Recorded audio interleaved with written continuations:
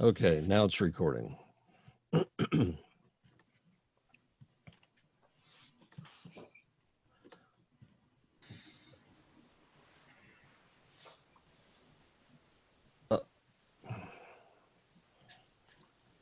Dang nabbit.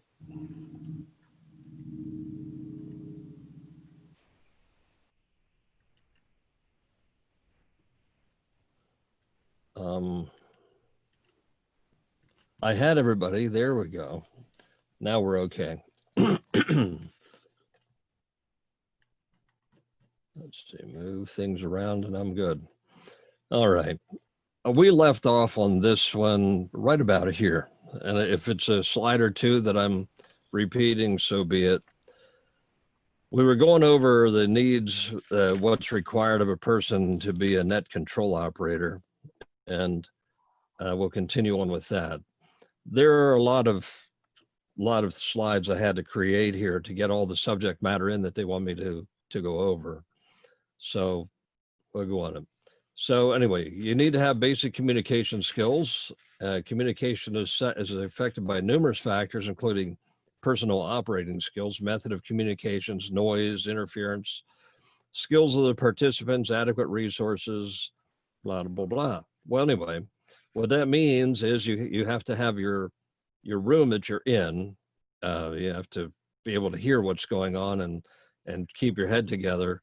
So listening is the biggest problem, and it says here, wise Ham said, Ham has 2 ears and 1 mouth, therefore he should be able to listen twice as much as he talks.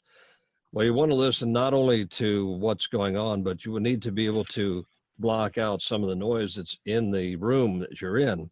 Some of these rooms where we do the nets get awfully noisy. Headphones are the only answer to that. And microphone technique, everybody has their own way of holding a microphone, and got one. So the idea is not to talk straight into it. That worked great for Broderick Crawford, for those of you old enough to know who that was, but he was on a TV show back in my day. 4. Highway Patrol. So you hold it to the side of your mouth, talk across it, and then the camera can get a better angle of your face when you're on TV. It not only works that way, but still it's that way you're not going to pop your P's and so forth when you're in it and in the microphone. Talk across it, and that'll reduce breath noises, popping sounds. One of the biggest things in broadcasting that we deal with is new people turning straight into the microphone, and when they talk, they pop the P's, and they have to learn to do it this way, off to the side. Same thing with the microphone you've got for communications. And speaking a normal, clear, calm voice. And when you're using a repeater, this is really important too. A lot of people don't realize that a repeater takes a while to key up. It's rule of thumb is key it and then talk. It's like, you pause for a second. And there are a number of reasons why that happens. First, it has to decode the CTCSS tone, or people call it a PL tone or quiet channel tone or whatever. It has to decode that. And then it has to flip that thing into transmit. So it's not instant. So that's why you have to key it and then talk. A lot of people get kind of hung up on that. And leave a little extra time between pressing the microphone and talk to it, and leave that to happen. And then pause a little longer than usual. They suggest 5 seconds. I say, a couple seconds between transmissions. That way there's a possibility for other stations that may need to check in to, or if they might have emergency to traffic to pass, they will come in that way. And you want to be brief and clear. Unnecessary chatter. The net control station, it wastes time. And I hear this a lot on nets. They have nothing really to talk about. They'll say, "Hey, Charlie, how's that new antenna working out for you?" And stuff like that. Keep that off of the net. It shows it's ineffective and it defeats the purpose of the net. Communication should consist only of the information necessary to get the message across clearly and accurately. And that kind of extra talk doesn't quite do it. and extraneous information can distract the recipient and lead to misinterpretation and confusion. So when you're passing messages, pass the message, and don't ad lib, and make the transmission sound crisp and professional, just like Broderick Crawford on Highway Patrol and fire radio dispatchers and air traffic controllers. If you ever listen on the scanner, they're very clear. And you don't editorialize or engage in chit chat. That's kind of like what I said before. And a net control operator should refrain from non-essential conversation. Don't ask Charlie about his antennas. And when you do it, you speak it, say it what you mean. You got to think before you talk on a net too. You can't, you got to use specific words and ensure that your precise meaning is conveyed. Communicate one complete subject at a time. And if you're sending a list and passing traffic or making announcements, keep them separate, finish one before you go on to the other. And that's important because you'll get the whole thing confused if you kind of jumble them together. Plain language is important. All messages and transmissions and directions should be in plain language. That's all spelled out in all of the training courses. And you don't use CB words. We've all heard those, I'm sure, one way or another. Q signals don't belong on phone transmissions, and we don't use them in net controls and passing messages and anything like that. The Q signals, some of them have different meanings, and some of our Q signals that we would use mean something else in another service. And you don't want to get them confused. So we just avoid them altogether. 10 codes and everything else should be avoided. And I'll get into about that and about these Q signals too.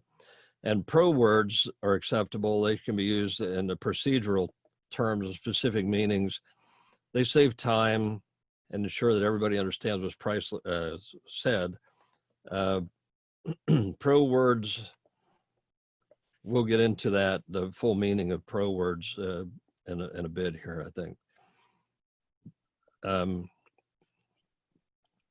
Phonetics, and if anybody knows me, they know that I'm a nut on phonetics. So the phonetics, if you can imagine being deep in net operations, emergency communication, I'll just read it as it is. I wrote it, I'll just read it. And during a catastrophe, and amid all the clamor and agony that's going on of an earthquake, tornado, hurricane, or whatever, and you're trying to understand one operator who insists on using his own brand of phonetics or another one who uses the ITU standards, half the time, and whatever pops into his head another time, you hear this on radio all the time. They'll just change them around and think they're cute. And some hams like to make up their own phonetics, and it's frustrating to a net control operator to have a ham that gives his call sign in cutesy words instead of the ITU phonetics. And it has no place in emergency communications. And you develop habits every time you're on the radio. So when you're on the radio and you're using words that are, like for different ones that are made up and not the ITU phonetics, when you're in the heat of an emergency and you're trying to send a message, you're going to gravitate back to the ones that you like to use rather than the ones that the ITU phonetic alphabet has. So for that reason, it's a good idea to stay in the habits of using the proper phonetics all the time. And that's why, because when the adrenaline's flowing and you've got an emergency that's happening and people are in a lifeboat and they need help in a flood or whatever it may be, you want to make sure that you're understood. So that's why you need to do that. And there are many times I hear people using, I'll use an example. K is kilo. Everybody says kilowatt. And as I'm writing down, I write down K and W, but it's not right. So it's K. So kilo is a proper one for a K. So it's just kind of the way it is. And when we're asking for reports or soliciting traffic, listen carefully. It's easy to miss the critical information when operating under stress of an emergency.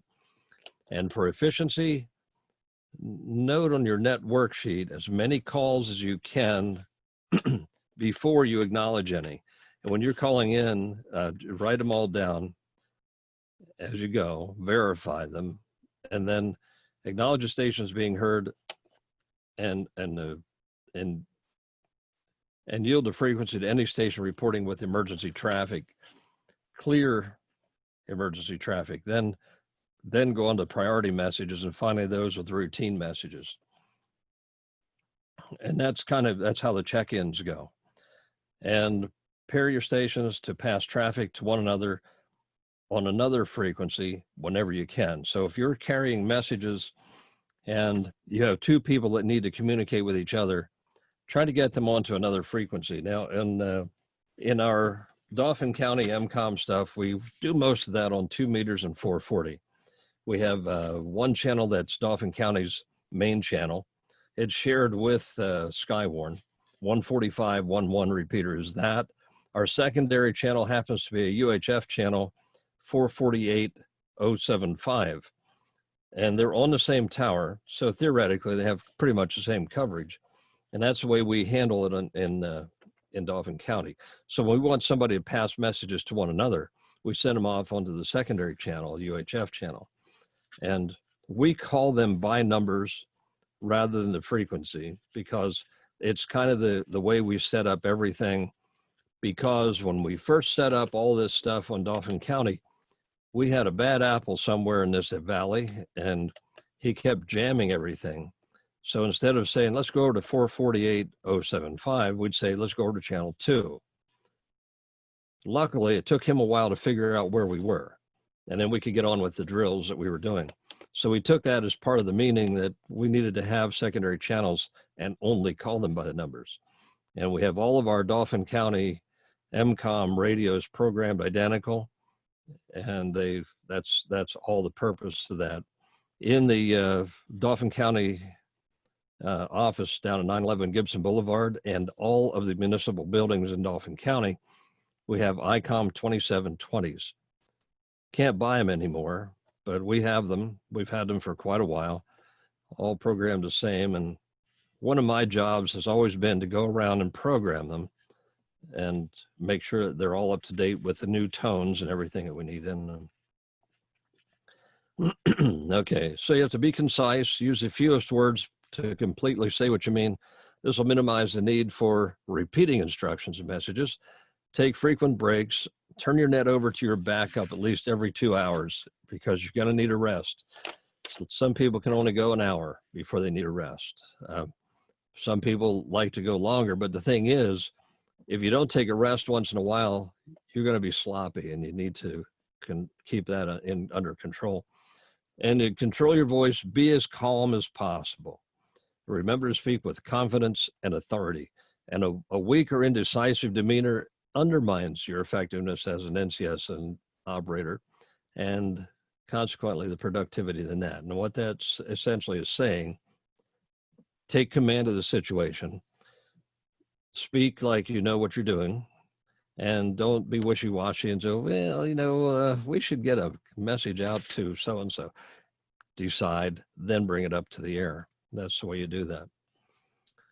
Net control stations and hints, I call this one. Okay, if a net is scheduled net on a certain start time and you're late getting that thing started, that kind of shows that it's poor management. It doesn't inspire confidence in you as the net control station.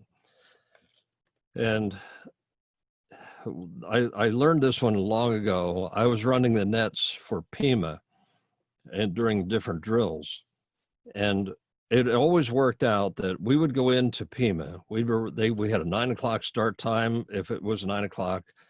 And we were set, everybody in all of the outlying stations all across the state, all the different counties, because most of those drills involved every county in the state. So we'd go in at 9 o'clock. We'd be ready to go at 9. So we're ready to go on the air, and they call us and say, we have a meeting over in the other room, in the situation room. We have to go over there. And that kept us from getting on the net. So what I learned from that was those people are out there waiting and they think we're not paying attention. So I hear them start to chatter. Well, they said 9 o'clock. Why aren't they on at 9 o'clock? Well, that's really poor operating. So what I learned real quick was you get on the net and say, the net will be starting shortly. We have an official meeting we will be attending here, and then we'll come back and start the net. If you don't do that, you're tardy, and boy, people get upset. Use a script. The preamble and net instructions are imperative. You must have them. And this I wrote whenever possible, but it has to be. We have preambles that we use for all the nets that we ever do. And Zach has been working on some of the wording to make them a little more, English oriented than what I had them, I guess. And he's doing a good job with them. So we're going to be using the scripts that he came up with for the nets. And we're going to be adding a few other nets that'll be showing up on 146.76 throughout the week. None of them are actually, that you have to be in, but they'll be listed on ARES Connect. You'll get points for being in them. There'll be some for practicing digital things and learning things about digital, because digital has become extremely important. Digital nets are, we pass traffic on them. And that's another change that happened since I was in this seat some years ago. But digital was not used as much, but really it is now. And I'm getting ahead of myself. Be friendly, stay in control, speak slowly and clearly with an even tone when you're doing the net, and speak with confidence, even if you're kind of nervous on the inside. You have to make it look like you're doing good. Just like a master of ceremonies at a wedding, make believe you know what you're doing, and everybody will be okay. Ask specific questions, give specific instructions, and this reduces the need for repeats and prevents a lot of confusion in the whole thing. Always have a paper and a pencil handy. I always keep a tablet, and I like pencils. I have the shorties. I just had it here. Anyway, I'll show you. They're the golf type ones I like to use. Well, use whatever you like and have all your stuff, pencil, paper ready. I don't like pens as much because they tend to not write when you want them to. And know your radios too. That's another important thing.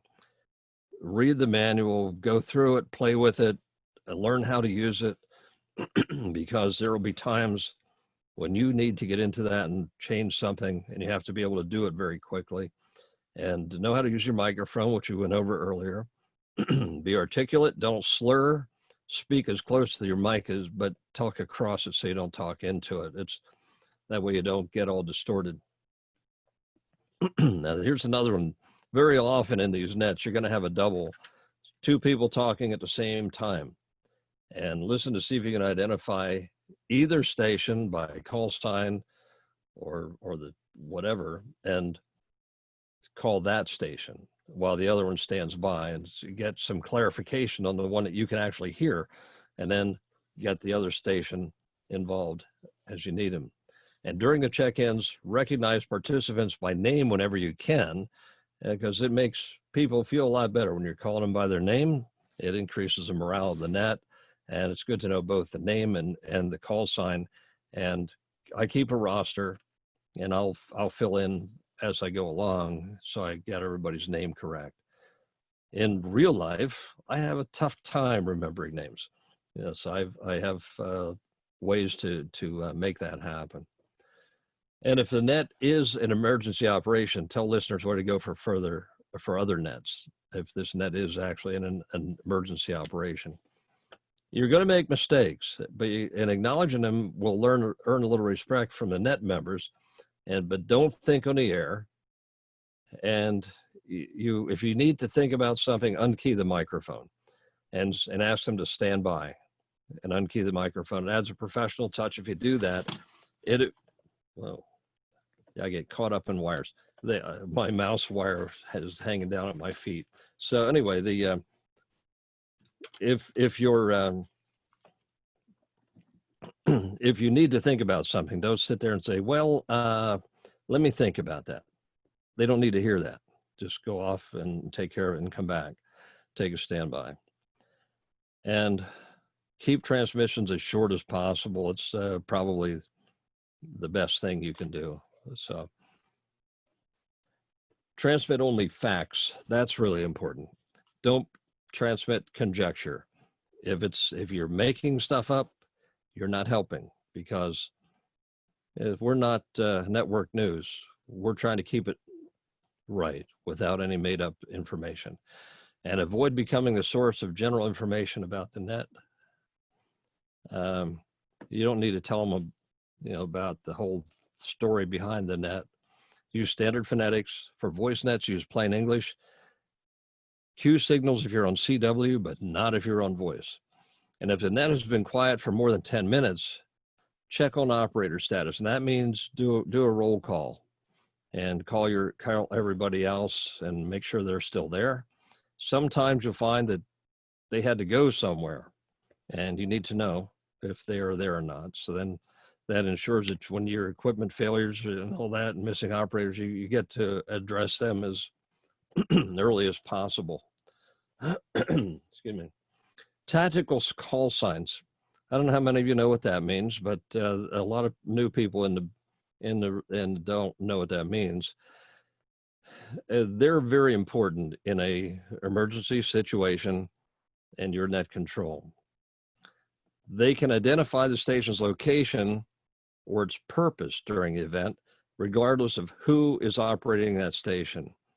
If you would say, whatever person name in that call sign, and they change, and it's a different operator, then you got to think about that a little bit. Like, where is that guy? Oh, he's over at station 0 or whatever. And a tactical call sign allows you to contact that station without knowing the call sign of the operator, which is really important. So if we say, we're calling, shelter 2, we don't need to know who's at that shelter.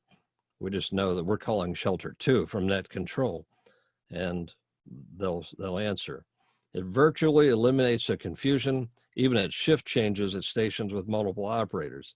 And a tactical call sign should be used for all emergency nets and all public service events if there are more than a few participants. Public service events, like if we're watching over parades, races, whatever it may be, it's important there, because we have many operators that operating on each of those events at each location. So we call checkpoint 2. We don't care who answers. We just need an answer from checkpoint 2. Tactical call signs usually provide some information about the location or the purpose of that location. And it's also helpful if the tactical call signs have a meaning that matches in the way in which the served agency identifies that location. And if we don't make them up ourselves, if we go by what whoever we're working for at the time, what they call that location. And when the station operator changes during the public service events, using tactical call signs on the net, and enforce this rule with other members of the net, always use tactical signs. The use of tactical signs is perfectly legal as long as the FCC ID requirements are met. In our case, every 10 minutes when using that frequency, you should sign with your call sign. What I like to do with them is, after we have an exchange with whomever at whatever site it is, after our exchange is all done, and we'll say, possibly this is shelter number 2, and this is WB3 BKN out. So you just, that way you get it in within the 10 minutes, and you might not be called on for another 15 minutes, but you at least got your call sign in. If you're in an incident command system controlled event, the use of resource, tactical command, main control, shelter one, and so forth is easy for everyone to remember because they all call them that. If a ham forgets to use his assigned tactical call, kind of gently remind him by leading him. And the way you do this, if he calls in using his call sign after you assign him shelter one, say, Roger, shelter one, from you, that's your reminder enough when you say Roger, shelter one. And that should be enough to you as someone who forgot to say, oh, I should have used shelter one instead of my call sign. So that's the gentle reminders, because last thing you want to do as a net control operator is chew somebody out for using the wrong things. You just slide it past. You never look back. The habits to avoid: thinking out loud. Kind of mentioned that earlier. Let me see. Well, yeah, no, well, no, you don't do that. On-air arguments or criticism, not a good thing. It makes you look unprofessional and like those nasty girls in high school that picked on everybody. Rambling commentaries, you don't want to do that. Some people like to chat. Don't do it. Stick to the facts. Don't yell into your microphone because on many of the repeaters, it'll clip you out because it over deviates. Some of them are very picky, others are not, but still it distorts. People think, well, he's farther away, I need to talk louder. No, you don't. The electronics take care of that. And cutesy phonetics, you stay away from. Identifying every time you're on key your microphone, it's a bad habit. You don't do that. And you don't have to keep using words like over, Roger, and all that, but they are used. I hear people who every time they let up on their microphone before they do, they say over, even when they're not in a net. These are habits that they've developed somewhere along the way. And it's really, you don't have to do that. 10 codes, cue signals, or anything other than plain language you don't use. Speaking without planning your message in advance, don't do that either. And don't talk to shoot the breeze. It's not what the net is for. Preparation. Well, the net control station is the key to the efficiency of the net, and that person's performance also determines the image that people see and hear in the net. So that means it's important that all the NCS operators work to perform their duties in a careful and considerate manner. And the following suggestions will maybe help that. Be prepared. Begin the net with the proper logs, forms, pens, pencils, operating aids, all the forms that you need before you walk in, and make sure you printed them out and have them. All of those forms that you're going to be using, you'll know ahead of time. It's good, as I like to carry a stack of the ICS 213s with me and the ARRL ones, because I have those messages. I know I'm going to need them somewhere along the way, so always keep them in a pack. I have a couple of ways I carry things, but they're like duffel bags or backpacks, whatever. I have computer in them and papers and stuff that I need. Mine sometimes get me in trouble. They say NRA on them, but that's okay. And if you're doing this from your home, have somebody answer your phone calls or mute your cell phone or whatever. You don't need to be interrupted by phones all the time. I've seen that so many times. And if you have scanners and other radios in the background, turn them off, turn them down, so you don't get them on your, being transmitted as well. Make sure your antenna system allows you to get the best signal out. And I go out and check them every day just to make sure they're still there. I live in a windy area sometimes, but also to make sure that they're, in my case, I have multi-band dipoles that are fan dipoles. I want to make sure they're not flipped over each other, stuff like that. Because if you come up on a net and you need to run a net, you want to make sure those antennas work. And accuracy is better than speed. If you find yourself making errors, slow down. You must be understood in addition to being heard. So make sure you're accurate and slow down if you need to. Now, the records you keep. Every net control station should have a format to be used during any net they direct. And these formats or the preambles and all that stuff should be with you in your case that you carry with you. And by the way, you should have a case you carry things in, a duffel, or whatever you want to carry them in, folders and whatever. But in most cases, there needs to be at least 2 documents, an activity log and a message log. And if there are any of these messages or instructions or from the NCS, then they should also be kept. If these messages come from the net control station. The logs should be maintained until the conclusion of the exercise and after the debriefing, after every emergency exercise, or whether it's a drill or whether it's an actual one. It's a washdown, they call it. It's an event debriefing. And that's when they go over everything to make sure that we did everything or what we can learn from what happened. And they go over anything. It's like and afterwards, during it, you're going to see things that could have gone better. And that's when you talk about them at the debriefing, and a few other things go on at that as well. But then following that, an incident summary or net report should be prepared and submitted to the official in charge of the event, explaining how many people you talked to or whatever. And I like to keep these also on a computer record. And then I have a spreadsheet I made up a long time ago when I was working with Pima on all this stuff. I ask them, where do you want me to send this?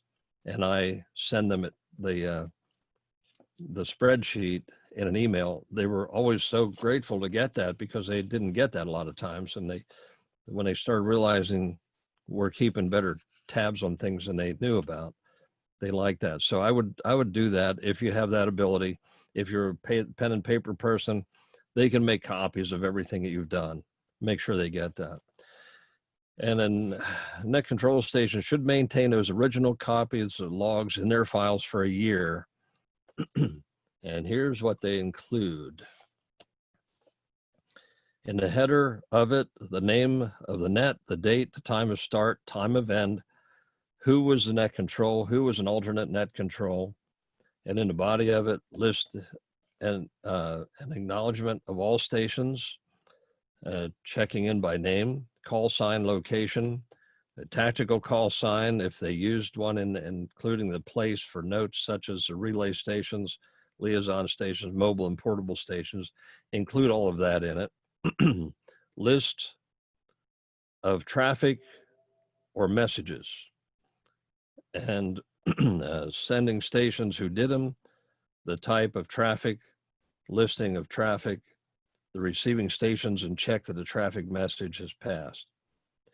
And also a place to designate who received the incident summary, the net report, and the date and time. These things are in your in the report that you give in. Now, I threw my water on the floor here a while ago,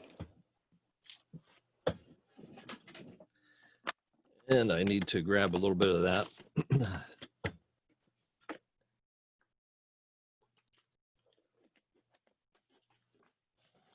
Okay, so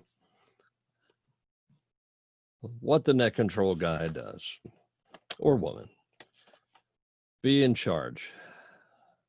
Some people aren't really comfortable with being in charge, and others look for opportunities where they can be a leader. And I just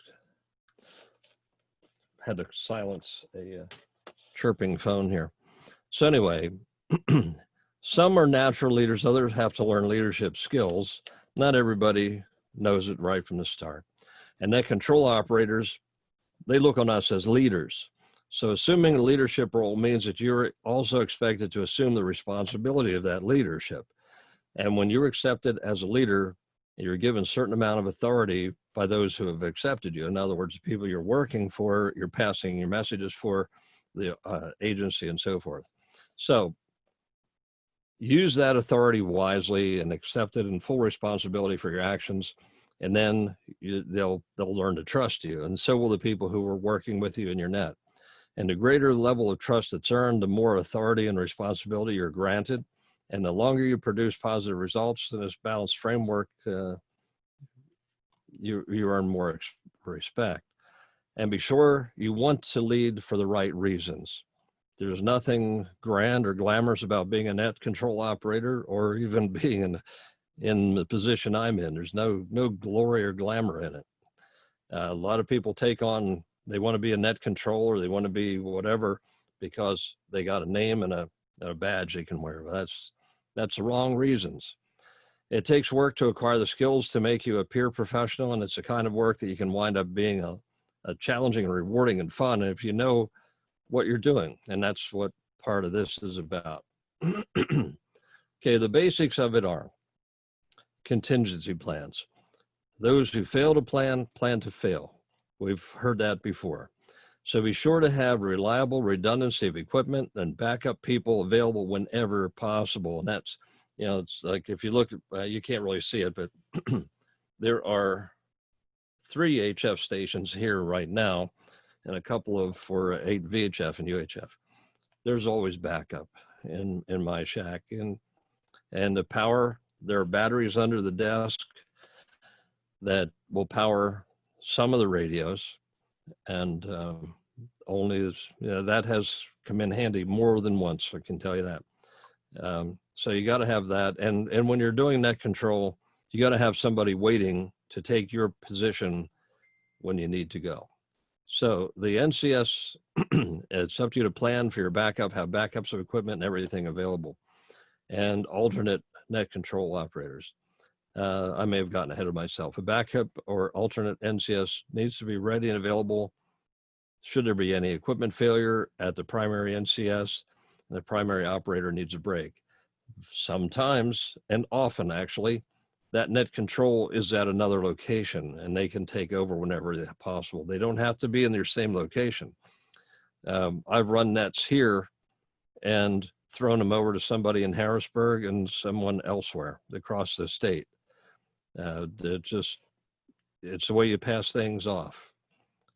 When the net control changes, maybe that person will hear stations other than what you had. And I'll jump ahead of here a little bit.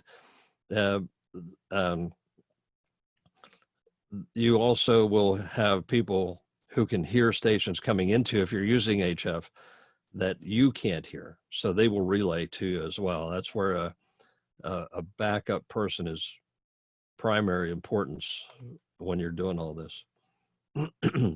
Do's and don'ts for backup alternate NCS. Remember that although you're in control of the net, you're not God. Treat members with respect and accept suggestions from other experienced members. And if you're taking over an existing net, try to run in as much as the previous person did. Don't come in and change it. Try to run it exactly the way that person did. Always follow the script if one's provided, and usually they are. Write your own if there isn't. Handle messages in order of precedence, like emergency, priority, and welfare. That's your normal structure. Emergency traffic goes first, priority second, and welfare goes last. Speak clearly in a normal tone of voice. Use good microphone technique. Make instructions clear, concise. Use as few words as possible, and keep notes as you go along. Don't let your logbook fall behind. That's important because you're not going to remember what you were trying to do 5 minutes ago. Stuff happens kind of fast. And write down which operators are at which locations, which ones leave, who's replaced, update your notes. Very important to know who you're talking to and looking for. Also ask stations to pass messages off of the main frequency net frequency whenever possible. We mentioned that earlier. On HF, go up 3 kilohertz and you're on a whole no channel. And when you're on VHF, UHF, pick another repeater or simplex frequency to go to. Handovers. Well, these, during the course of every event that runs more than 2 hours, you're going to turn over the operation to one or more locations in the net, and you're going to have relief operators. And as a net control station, it's in your best interest of the net and your sanity to do likewise with the net. To facilitate this change, at least every 2 hours, here's what you're going to need. You're going to need a list or note of outstanding messages to and from and the location, a log of traffic to and from locations, status of open queries, and local and remote contacts for location. That'd be served agencies and others as needed. You're going to need to, you'll be keeping these things along as you're doing your net. So you're going to have to pass that information on to the next person too. And a roster of net stations and their status.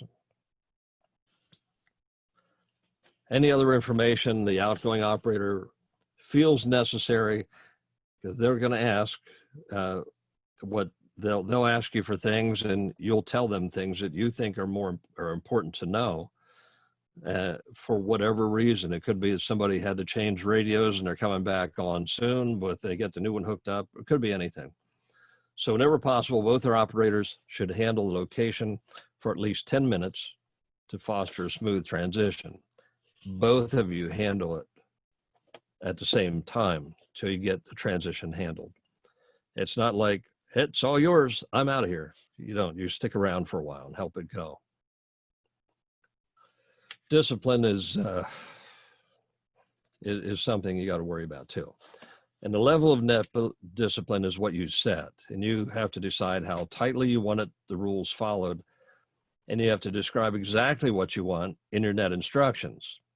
And most of the time, the net participants will sense just how much urgency there is and how you're reacting. Now that's very clear in that. You set the tone, you set the pace.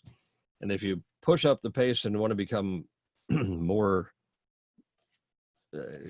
get your responses quicker, they will follow your lead. Or if you're laid back and relaxed, they're going to follow that too. And the net is what you create from it. And if you're going to be in charge of a frequency, your first duty is to be sure that that frequency is used in accordance with the FCC rules, proper ID, the 10-minute mark.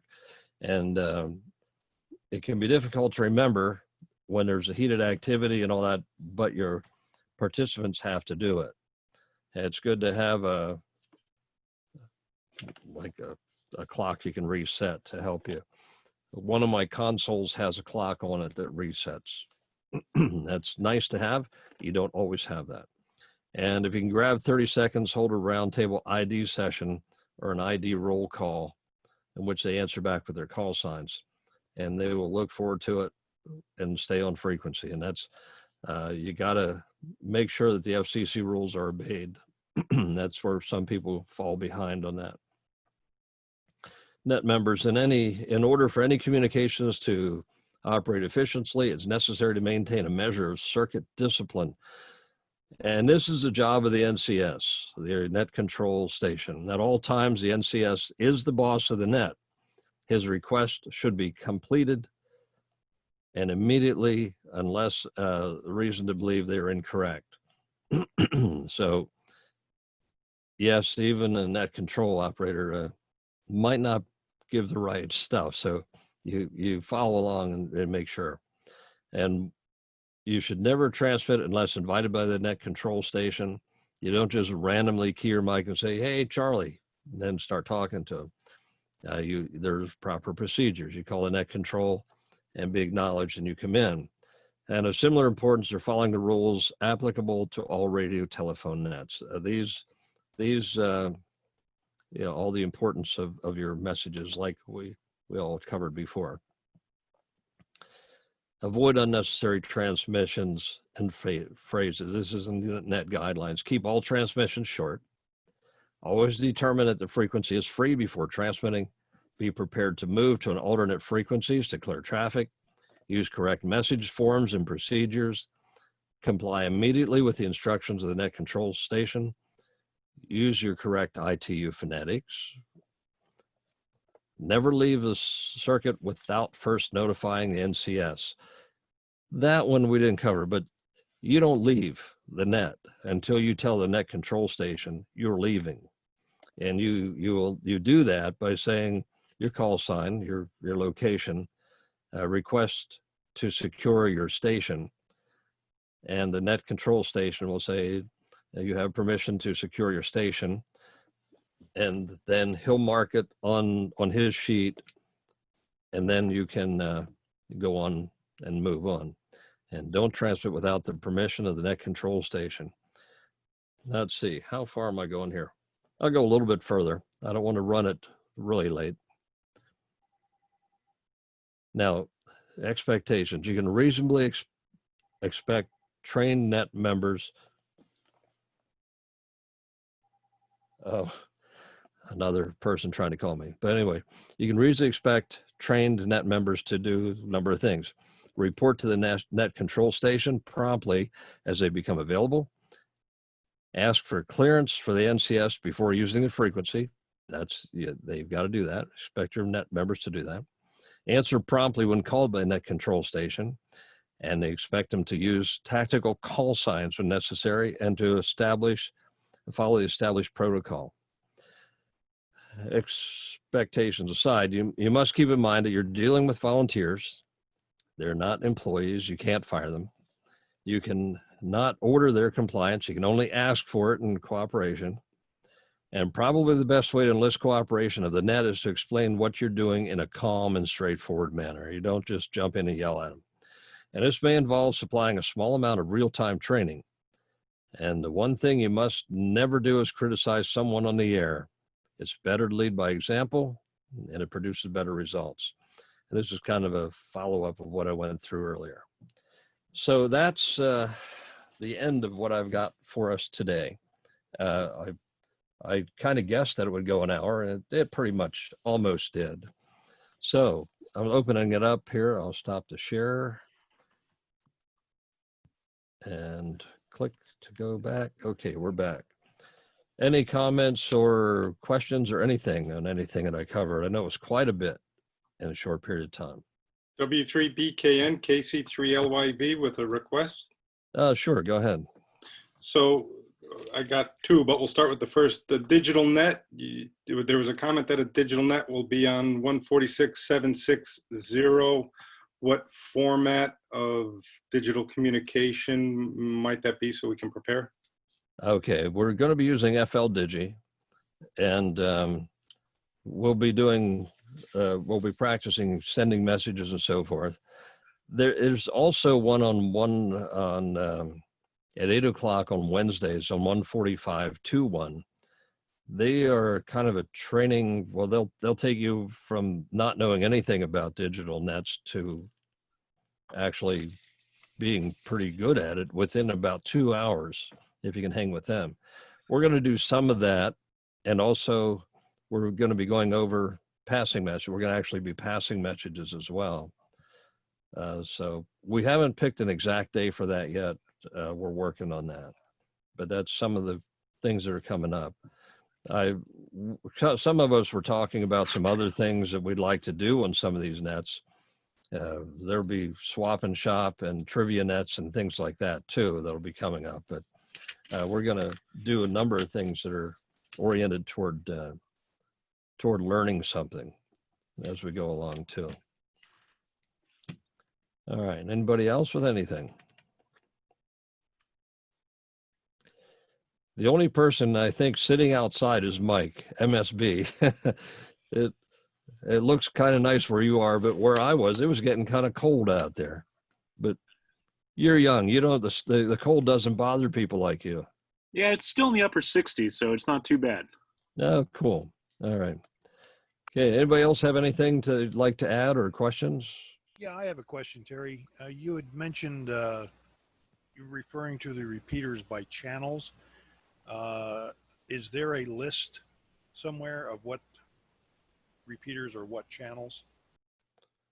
Meaning what exactly? Oh, of the Dauphin County stuff? Yes.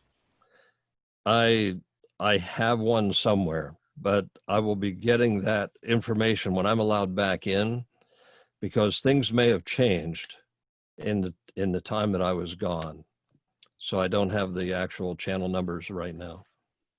Okay. I know that 145.11 is always channel 1, and 448.075 was always channel 2. But since I was gone, I don't think they've been reprogrammed, and some of the repeaters that are in them have become DMR repeaters, and others went quiet.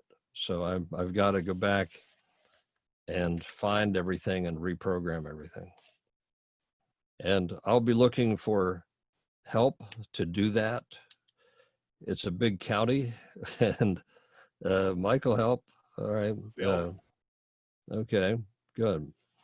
I'll Well, be we should all calling him. volunteer to do a couple to sign off on our submittals, because we're supposed to prove we can program, so. That's right. Okay, that's a good idea. Good. It requires a cable. I have one. I know when we put them in, they had to have been put in 15 years ago or more. There were cables to program them. All that stuff disappeared. And the only reason I have one is because I have an ICOM that used the same cable. So we got to find out if we can get some more cables so that more people can help. And I have copies of the program. I have one. You have for the 2720s? Yes. Oh, cool. How do you have one of those radios? They're rare to find. I do. I've had it for many moons. Oh, cool. I like those, and they quit making them. I like it as long as you're not near a strong transmitter. It does have some intermod issues. You're right. They do. Out here in the boonies where I live, everything works. So let's see. I'm making notes here.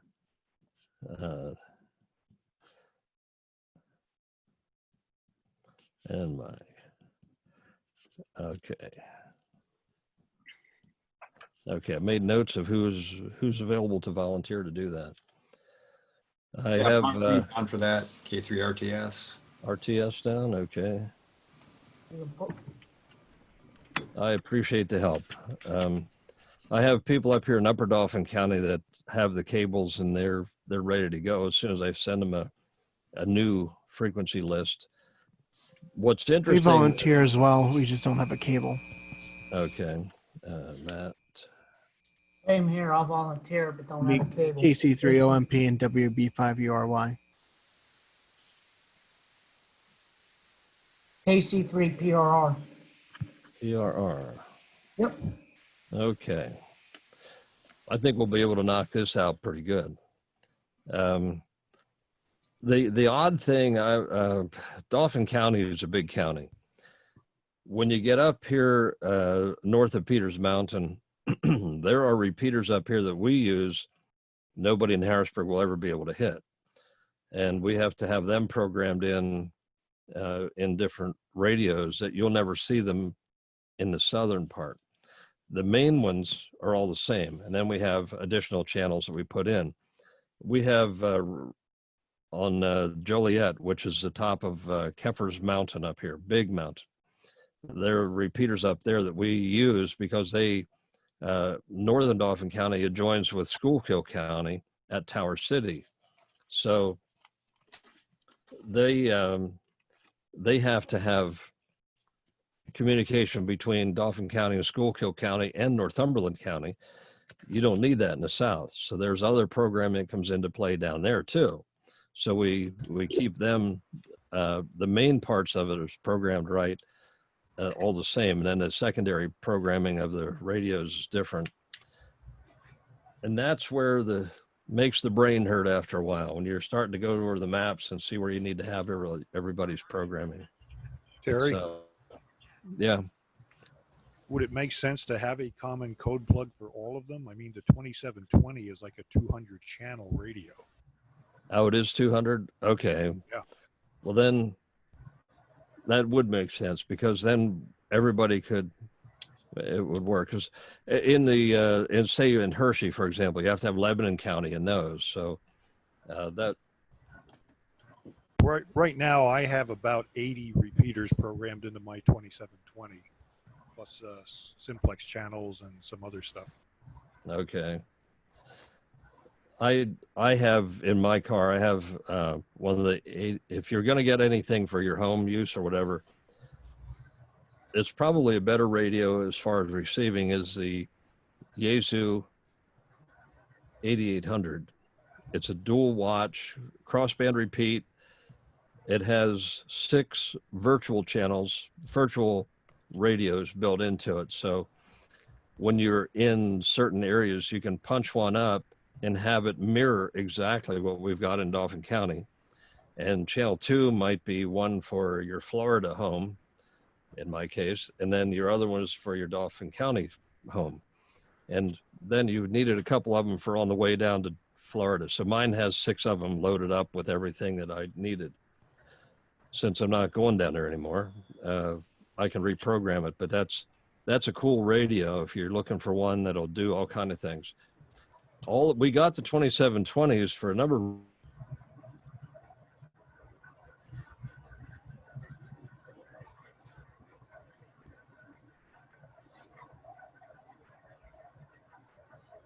I think we lost you, Terry, or at least I did.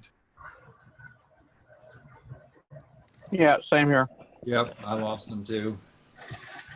He's frozen. Yeah, he's frozen. Cool. Quick, where's the backup net control operator? Channel 2.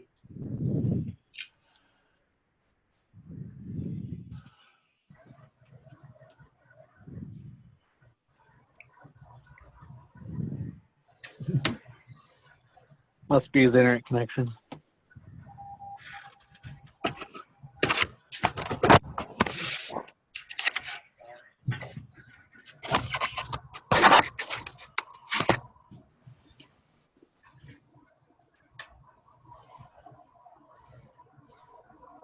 Well, we're doing well on the no idle chatter requirement.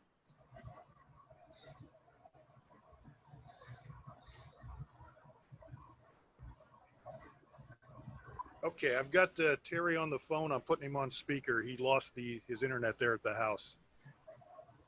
I think I figured out why, and we'll be back online shortly.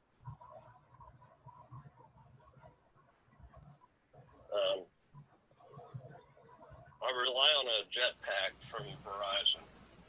It's rebooting.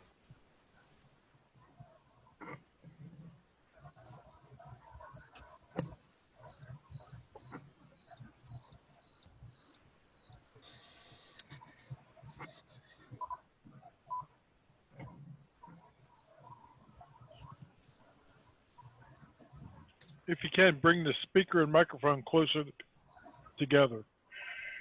Okay, I had to reboot the jetpack, and I should be back on shortly. Hey, Terry, any more information on the training exercise with first aid or Red Cross on the 30th?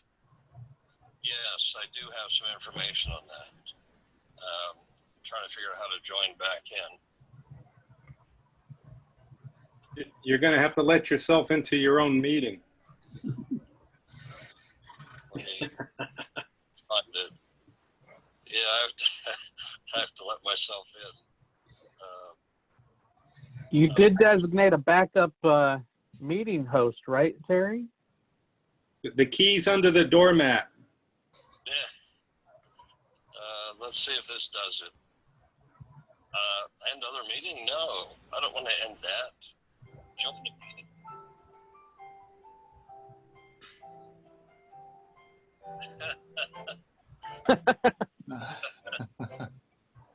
Terry, did you select your good microphone? I don't know how to join back into this meeting.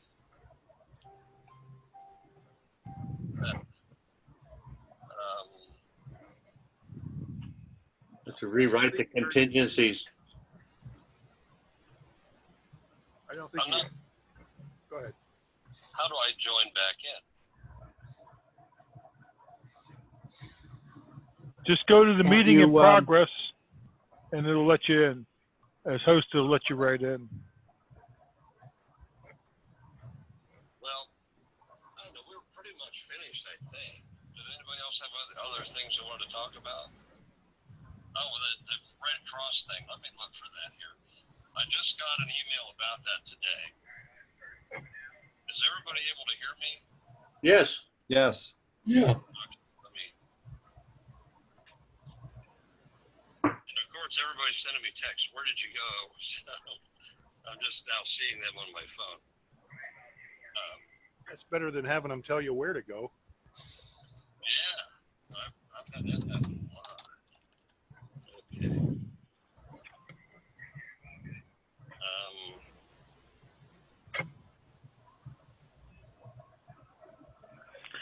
Okay, here it is, I think.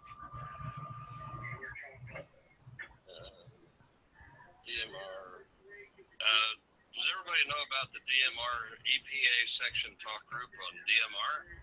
For those who are on it. Zach, you had information on that. Did you want to tell about that? Sure. Find it. And then also, before we end tonight, I have information about ARES Connect. Okay. Let's see. I'm looking down. I got the. So anyone who's got DMR radio, there's a new talk group for the Eastern Pennsylvania ARRL section. It's talk group 31426. So my understanding is that has been put into the repeaters that CPRA manages. I think they've got that up and running, but I think it's also up on Brandmeister. So again, if you're a DMR, it's 31426 for the Eastern PA section.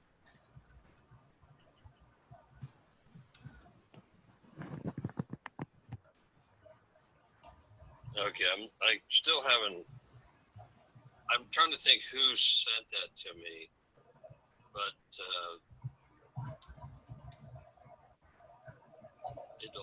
maybe this is it.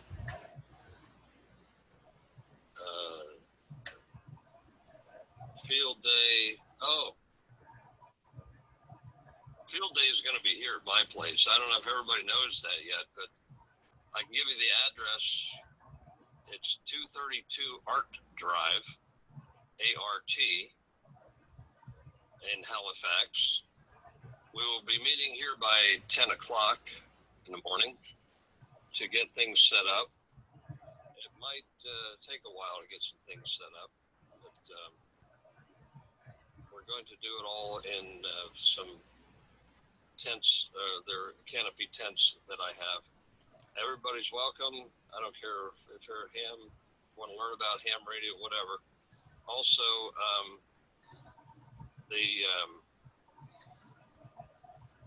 let's see, there's room for campers. No hookups, but if everybody wants to throw a tent up or bring a camper, they're welcome to do that too.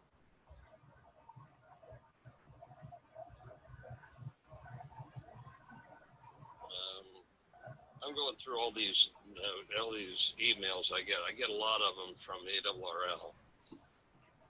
And the whole thing we're working with, I'm going to have to send that out as an email to everybody about how this is working with the Red Cross. It's the first thing we've done with them for a while. It's all digital. I found out today it's all digital. So we're going to have to do some digital training and get into that. I may have, What kind of digital do you mean? It's all not DMR digital, but it's passing messages digitally. FL Digi and FL Message, probably. Yeah. Okay. Will we all be at one location or multiple locations, or will we be working from our home, QTH? We'll be working from our homes. That's how they're going to do that. Because everybody's COVID crazy, they don't want to be in any proximity with anybody, so they're all doing this from their homes now. When is this? It's ARRL and the Red Cross. Oh, when? 30th of May. Saturday the 30th.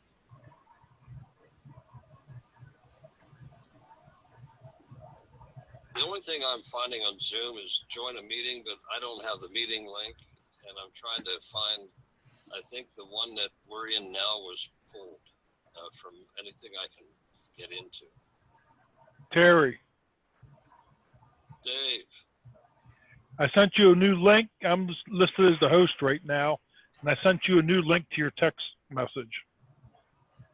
to my text. That doesn't help. Yep, go to your text. There's an invite waiting for you.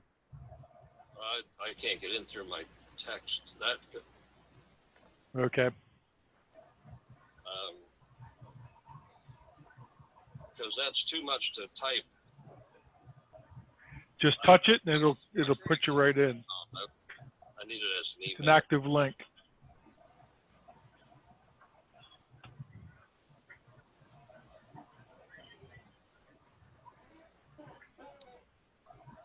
If I go to here and I do this,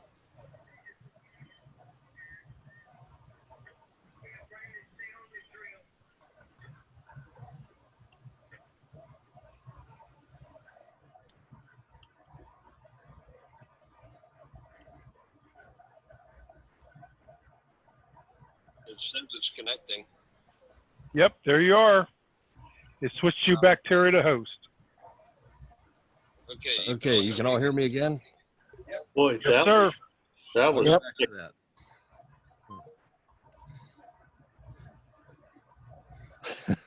that. welcome back, Terry. Oh, so good to be back. Anyway, so the Red Cross thing is going to be all digital. FL Digi is what we're using, and they want to get as many people around to different in their homes, doing it from their homes, and it'll be a lot of practice for us. And it's a good thing to be involved with the Red Cross because they'll keep us busy. And we're in the process of mending fences. And I think everybody that caused the trouble, 10 years ago or more, they're gone because Red Cross is a revolving door for employees. They just don't stick around long. They move up the line so they can get a high paying job off of your donations. But the local people don't get that kind of money, I guess. Is there a time on the 30th? On that email, there is. I can't find the email. Who it came from, I don't know. But you have to understand, my emails, I get probably 200 a day. And trying to go through all of them to find something in a pinch like this is a little bit difficult. But if I know who sent it, I could find it better, but it's not coming up even as a search that I found yet. So Harry? doesn't matter. I'll get it and I'll send Harry? it out. Yeah, go ahead. The time is at 1 o'clock, 1300 hours local time, Saturday the 30th. You found it. Yeah, I got it. I got the email they sent us. Okay, I think I just found one from W.T. Jones. Yeah, he sent it. Yep. Yep, there it is. I may as well read it. It's here's how things work. I figured it out. We can do it at Part A level local to make things interesting. Short and sweet. Each county can have as many shelters as they have volunteers that want to participate. Shelters are at their home stations. No travel is required or desired, and no one will violate the governor's stay-at-home order. And we're an FL Digi section, so we'll play using FL Digi and the forms that FL Digi does provide, and each shelter or our home will have to send 3 digital messages, and he has prepared 3 base messages with fields that can be changed for each shelter. Hello. And Hello. and Okay. that'll make the shelter unique. And if the volunteers are familiar with FL I'm gonna pause Digital, this. FL Message, You don't mind, we'll just let it run. if they're familiar with all them, the only one not available is the daily shelter form, which is attached, and one was created here at EPA. Each county should have 1 or 2 central stations to receive the messages. Those stations will have to get them to the regional EPA station. Don't know who is that yet, but it might be him, whoever sent this. I think that was Jones, WT Jones sent this. And let's see, where did I go? Down here, okay, but there should be there's a win link and FL Digital knowledgeable soul out there who wants to volunteer to do the job of him. He'll take them. Read the PDF. Let me know if your county can play or not. Berks and Chester have already stood up, and York is a good possibility. Some of your questions, they will make me think, and I might be able to get more answers. By the way, one of the questions I did ask was, their regional clearinghouse stations going to be able to be taking the FL message files attached to WinLink? I don't know what all this means. I'll go that by for them, but I will not be going to ask anyone to retype an entire message from one to another. So that's from WT Jones, WN3LIF. So I can send this message out to everybody, and you can, it has an attachments, all the attachments on it. I'll just send that out to everybody. And I'll just, through the normal channels that I send things out. So there's the Red Cross. So that's a one. This one didn't say the time. What did you say? It was 1 o'clock, right? Oh, it's Yeah, on the that's what he said. paperwork. Yeah. Okay, found that. Okay, good. Is that one I had sent you, Bob? Or did I send that to you? No, you Or didn't send it to me. I remember what Josh had said. That he said. Okay. Okay. And speaking of WT Jones, I got a text message. He's going to be a guest speaker on Sunday Night Net that is done on a 2-1 repeater. He's a good one to get to know. He'll talk about what's going on. And let's see.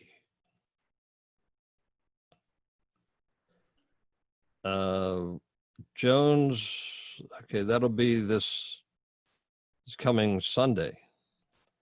And it'll be at, that net starts at, might be 7 o'clock, or is it 8 o'clock? I don't It's have 8 that o'clock. information here. 8 o'clock? 8 o'clock, yes. Okay. And then Riley Hollingsworth, he's used to be the guy that enforced, the enforced guy for the FCC. Now he works for the ARRL, and he's going to be on the net on the 24th. And Walt will be this week or week after Riley. Okay, he's unsure. Walt will either be there this week or the week following the 24th. It's interesting what Tom's doing over there on the 2-1 repeater, or the kids call it now the 210, but it's a 2-1. And he's getting guest speakers to come in. He had RJ Harrison talking about, he's the morning dude on WHP AM. He was talking about things that hams do in the area and how the radio station gets involved with them. And here they were talking about me on there at that net when RJ was on. He did some interviews with me and Tim Shingara long ago. But Riley is a good one to listen to, and so is Walt. So mark them, check them out on the 2-1 repeater Sunday nights. It's their tech net. They sometimes link it to other repeaters when they're doing it too. Yeah, I've listened in on that. They have it through a reflector, and there's usually guys from Indianapolis and somebody else I think was in Dallas last time I was on. Cool. That's good stuff, as they say. Anybody else have anything before we shut it down? We had Tom at some of our early training classes back when we were in the municipal building. Is it possible Tom could give a speak on FL Digi prior to the Red Cross training? I mean, I don't have FL Digi loaded, so I'd have to load it and come up to speed on that. I'll get a hold of him. I'll find out. If that's something we want the ARES races to do. I mean, it sounds like the Red Cross wants it. Yeah, it's really important now. FL Digi and all that has become, well, they can get an exact copy of what you have in your hand. Just right, shoot a picture of it and send it. Yeah, so I'll get a hold of him and see if he'll come on here. I'm sure he will. He's kind of bored these days. He doesn't get to, he's an on the road salesman that can't go on the road. So he'll come on and do stuff with us. Do we have FL Digi in the municipal buildings? If you take your computer in. I doubt that there's a computer there. I know not in the township buildings or the borough buildings, wherever they may be. But in the county down at 911 Gibson Boulevard, like I said, I haven't been able to get in there because they're afraid of the baloney virus. So we'll get to that. Anything else? You're losing All right. bandwidth there where you're starting to freeze up. Oh boy. Well, it's time to get off here then. Comcast will not give me a cable, and I'm reliant on Verizon cell phone stuff for my internet. So that's what's happening here. All right. Well, thanks everybody. Make sure you check into what's that? I just didn't know if you wanted me to give an update on the ARES Connect stuff, or if we want to hold off on that. Yeah, go ahead. Yeah, I could do that. Okay. I can do that. I got some better bandwidth here. So, and I'll share my screen for everyone's benefit. Is there anyone here who does not know what ARES Connect is before I dive into it? Okay. Desktop ARES one. Connect's important. 1 second. Something flashed on my screen that says my internet connection able. Sounds like some of the girls I dated. They were Hey, unstable. Terry? Yeah. Are you on HD on your video connection? I wouldn't know. Yeah, in the settings, take standard definition. You use less bandwidth. Settings. Or you can turn the video off.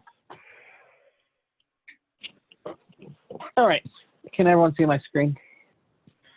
No, Zach, you're on a phone call. You can't put a video up. It looks good. Yes. Okay, I know what ARES Connect is now. I had forgotten.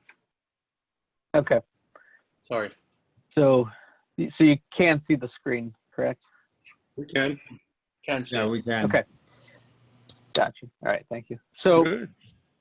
assume everyone at least knows what ARES Connect is and they have registered for an account. If you haven't, Google ARES Connect and you'll get to the ARL Volunteer Hub and log in.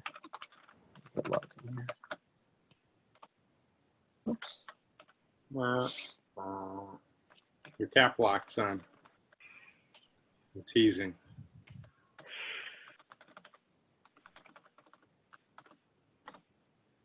There we go. So Terry needed a little help with the ARES Connect because it is a bit of a complicated system. So I gave him some assistance, and I went in here and kind of added some, cleaned up the existing events and added some new ones in here. So if you, this is defaulting to Dolphin because this is the last one that I was in, but if you log in, you may be just on all events, and you'll want to navigate down to Dolphin for Dauphin County. So you'll see the calendar events, some new ones that popped up here. Well, some existing ones, but finally we got back the training, the advanced training session, which is every second and fourth Thursday of the month. So this is on a repeating schedule. So as you look down here, scroll down to the next Thursday one, it's in here. So you can go ahead and go online and pre-register for everything here. In addition, there is the Training Net, which is every Monday at 7 p.m., as well as the Skyborn Training Net, which is every Monday night at 7:30 p.m. And if you register for those, nice thing is these will also email you about 6 hours beforehand to remind you that those nets are coming up, and then remind you to go in afterwards and put your time in. So an important part of ARES Connect is, as far as I'm aware, you have to sign up before the event happens. You cannot sign up after the fact. But it does. I do believe Terry has the ability. If you forget, if you're signed up for ARES Connect but you forget to sign up, Terry can go in and add you, and then apply hours to that event. So there's two things that you accumulate with these events. You accumulate points, which I'm not sure what that does, and then you accumulate hours, which, you know, if you look under your profile, you can see how many total hours you've applied. My understanding is that these hours here are kind of like a, you know, think of it as a resume. Is as you get more involved in ARES and RACES, if you want to go for higher level positions or roles or volunteer, do things with ARRL, you know, I think they may be looking at this as kind of a piece of the puzzle to see, you know, how involved you've been actually in the program. So as well as all of this is reflective as a report on Terry. So his chain of command, his boss, so to speak, is looking to see how many people are attending each of these events, and you know, collectively the members of the group, how much time are they putting in. So it's important to try when you are doing anything related to ARES and RACES that you come in here and you sign up for it and you put your time against it, for both your sake as well as for Terry's.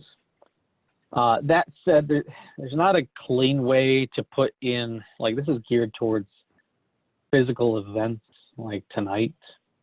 But I know that there's been some people who said, well, what if I'm doing independent study, or if I'm doing something that's not a scheduled event?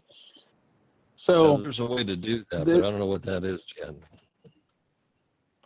So until we find that way, the method that I have set up currently is that there is a repeating event, and I did this on a weekly basis so as not to clutter up the event, because if I had it repeating daily, this thing would just be full of these little events. But you can see there's two events here. One's called Dauphin County ARES RACES Independent Training, and one's called Dauphin County ARES RACES Miscellaneous Volunteer. The important part is you sign up, but you cannot apply time onto it until the meeting expires. So it doesn't matter which event you place it on, but if you know, or you're working on doing independent training. So for instance, I'll click on this one. This one is use for official ARES races independent training. So it includes, but not limited to, all of the IS training, the EC training, Skywarn, etc. So if you do independent training, there's not an entry in ARES Connect for these trainings, but you come in here, you sign up. This meeting will occur at 11:50 p.m. on Sunday and end at 11:55. And then what happens is after, I don't know how soon after an event ends, but after an event ends, if you go into your profile and you go to view hours, there'll be a button here that says, I think it's like review hours or something like that. But you click it and then there'll be a drop down that says, here's all the events that you attended, verify the number of hours that you put in. And it's going to default to whatever the hours of that event are. So as far as I can tell, this is probably going to say 5 minutes. But say you spent 5 hours over the weekend doing the IS training, well then put 5 hours in. This is purely on the honor system at this point. I mean, Terry does have to review, or he will review it and accept the hours before it goes onto your it gets applied to your profile. But so just as it says here, please be honest and do not count hours more than once. So don't go in every week and add 5 hours for the same training from before. But for those who have even over the past couple months done many hours of training, you can come in here, you can sign up for this one event, and then when it pops up to let you put the hours in, you can go in and put, I did 15 hours of training over the last 3 months, and I want to record that. And then the other event here, this is miscellaneous volunteer. So same concept as independent training or independent study, but this is more geared for if there's anything that you do related to ARES and RACES officially, but doesn't have an event. So official events will have something in ARES Connect. But if you volunteer to go around and program the radios and you put in 5 hours doing that, this is probably where it's going to be, because we're not going to likely have we're not going to be able to schedule an event, most likely, for you to be going out and programming the radios. But you just sign up here. When the meeting expires, it'll let you go in and you put in that I did 5 hours. It doesn't specify what you did. There's nowhere to type that in, but just put in the time. So if you do anything for the group or for the team that doesn't have, doesn't apply to an existing event, put it in here. Or if you do something like volunteer for a race or something that Terry says is relevant training or public service, but there's not an entry in ARES Connect because Dauphin County ARES and RACES didn't organize it, and whoever did organize it did not put an event in, or they don't have access to put an event in. This is also where you can put that in to claim that time. So like I said, until they fix this a little bit and make it clear as to a better way of doing this, it's a little kludgy, but this seems to be the easiest way that I can think of. And like I said, Terry does have the ability, he should have the ability to go in here and add things manually, but it's preferred that you just come in here, sign up, and once this meeting expires at 11:55 p.m. on, this one specifically is Sunday, May 17th. Once that expires, under your view hours, you'll get the option to go in and submit your time. So, does anyone have any questions? You want to show people how to look for community service events on there? Sure. you might know something better, but I'm thinking Well, you know, there was so you can see is there an community actual event. tab? There's a tab for community event. Oh, there we go. Right. So there yeah, it is. so you can see this is structured in a way that's hierarchical.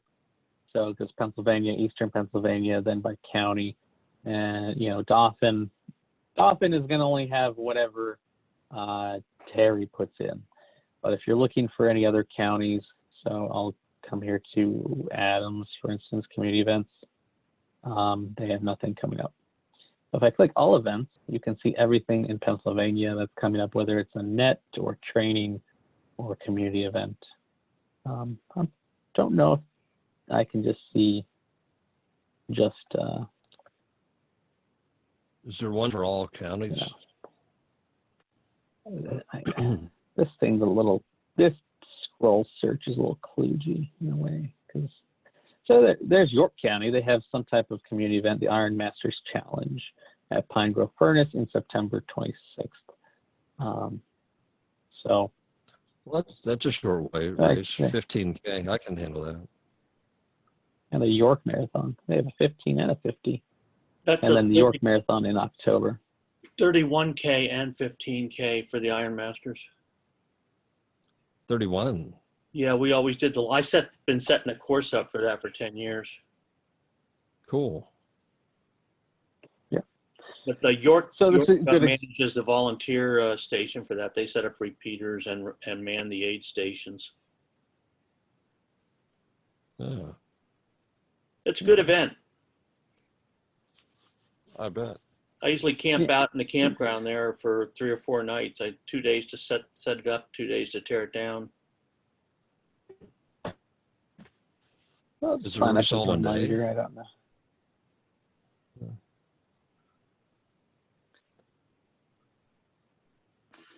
So, and just to kind of touch on, so this is a good example. So since this is York County, and this would not be something that may be necessarily done, our group is organizing, or, we wouldn't put an event in the calendar. We can participate, and if you do participate, you would want to come sign up under their event and put your time under that, and that still applies to your time, and as well as it gets applied to whoever the organizer of this is, to show that they had participation. But if you did something like this and they didn't have an event in here, then that's where you would go use that miscellaneous volunteer event under our group. So.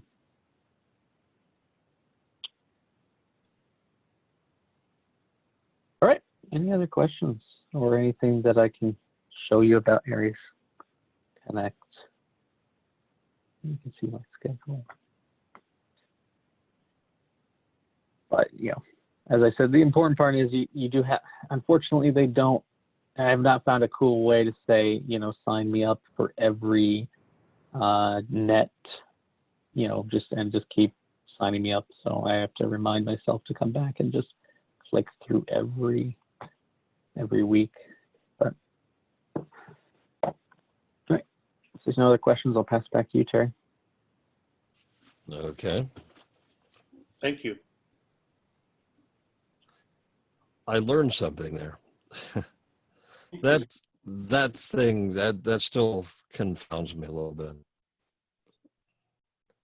By the way, my video was not HD, but I did unstretch it. Maybe that'll help. I don't know. All right. I don't have anything else. Does anybody else have anything? Bob, do you have anything? Anybody? No, I don't have anything else. Okay. All right. Well, thanks everybody for coming, and we'll do this again in 2 weeks, I guess. So I'll continue this. I know I'm getting a little detailed probably in this, but operating a net is a little more than just imitating what somebody else that you may have heard. There's a lot that goes into it that you got to worry about, and concern yourself with, not worry, but concern yourself with when you're doing it, because some of the nets, HF, they hear you all across the world. And I know you're all going to be getting into them. And I want to start passing some messages on one of our nets that we do. And we'll also be looking at doing some scenarios on Skywarn training too. We'll simulate some. We're looking for the right way to present the script. Everybody will get a script, and you'll know what you're playing a part in. It's a way of learning how to do the whole thing as net control on through bringing the information back to Skywarn that they're looking for, and we're going to try to get ARRL, or not ARRL, the National Weather Service involved in it as well. So there'll be a lot of official training, and you'll get credits for that too, but you also learn a whole lot. And like always, I'll give you more information when I get it, and I'll get this Red Cross information out to everybody, and you can go with that too. I'm looking forward to working with that. I'll get a hold of Tom and have him come over here next time and give us a refresher on FL Digi. In the meantime, you can go and Google it, FL Digi, download it, and he says it's a simple program. Guess we'll find out as together. Harry, All right, thanks a lot. Yeah. if they're downloading FL Digi, they'll want to download also FL Messenger.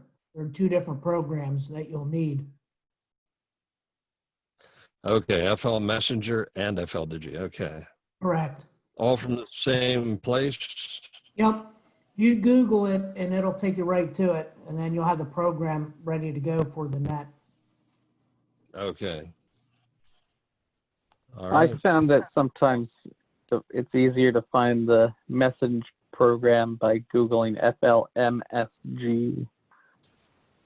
Sometimes Correct. Google, if you type messenger, it comes up with other junk. So. Right. Okay. All right. There's your assignment. Find that, and we'll get Tom on here as well. All right. Anybody else before I hit the end button? Thanks a lot, Terry. This recording. Oh, go ahead, Bill. Go ahead. Thanks a lot, Terry. This is very informative. I'm enjoying it, and good night to the net here. All right. Thanks a lot. Also, this recording is on. I'll send that out to you as well, a link to it. If you want to download it, do that, because it won't be up forever. I have limited space. I didn't buy the big package, so I have limited space, so I can only keep one up there at a time, and I'll keep it up as long as I can. All right, thanks a lot. I appreciate you guys all being here, and hope it all works out, that you're learning something from the stuff I'm going over. All right, take care, everybody. Thank you. Thanks, Terry. Have a good night. Thanks, you too. Good night. Night. Good night. Night. Good night, Elizabeth. Hey, Conboy.